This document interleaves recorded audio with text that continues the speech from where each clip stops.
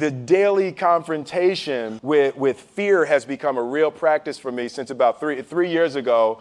I went skydiving in Dubai, right? Skydiving is a really interesting confront with fear, right?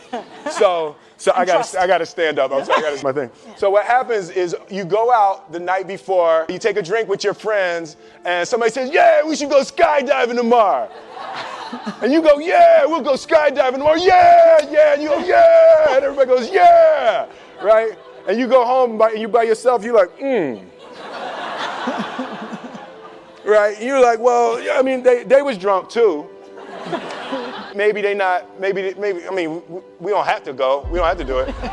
So then that night you're laying in your bed and you just keep, and you're terrified. You keep imagining over and over again jumping out of an airplane, and you can't figure out why you would do that, right? And you're laying there and you have the worst night's sleep of your life, but you still have the hope that your friends were drunk, right? So you wake up the next day and you go, down and you say where you were going to meet and everybody's there. You're like, oh, shit. All right, cool, right? So you get in the van and you don't know that your friends had the same night that you had because they're pretending like they didn't. They're like, "Yeah, man, my uncle's a Navy SEAL, and this is going to be great. I've been looking forward to this." And you're like, oh my God. And your stomach is terrible. You can't eat and everything, but you don't want to be the only punk who doesn't jump out of this airplane. So you get there, and then you have this safety brief. And you're standing there, and the guys will tell you, well, if the chute doesn't open, what's going to happen is well, why the hell, what could happen? That the chute wouldn't open, right? So you get in there, so everything's normal. So you fly, and you go up to 14,000 feet, and you notice there's a light. It's red, and it's yellow and green, right? So right now, the light's red. So then you start thinking, at some point, the light's going to go green, but you don't know what's going to happen, right? And you wait, and it goes yellow, and the light goes green, and somebody opens the door, and in that moment, you realize you've never been in a freaking airplane with the door open.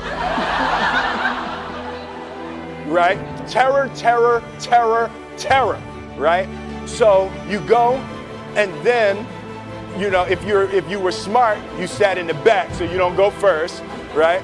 And then people start going out of the airplane, and you go, and the guy walks you up to the end of the thing, and you're standing and your toes are on the edge and you're looking out down to death. And they say, on 3. And they say, 1, 2. And he pushes you on 2 because people grab on 3, right? Right? And you go,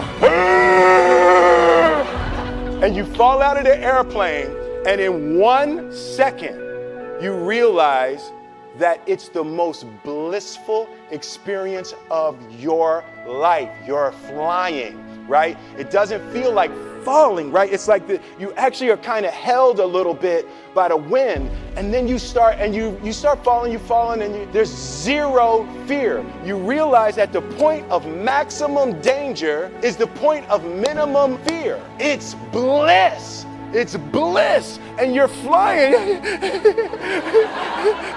right? And you're doing that, and then 20 seconds, 25 seconds, 40 seconds, and you have enough time. The lesson for me was, why were you scared in your bed the night before? What do you need that fear for? Just don't go. Why are you scared in your bed 16 hours before you jump? Why are you scared in the car? Why could you not enjoy breakfast? What did you need that? The fear is fear of what? You're nowhere even near the airplane. Everything up to the stepping out, there's actually no reason to be scared. It only just ruins your day. And then in that moment, all of a sudden, where you should be terrified is the most blissful experience of your life. And God placed the best things in life on the other side of terror. On the other side of your maximum fear are all of the best things in life.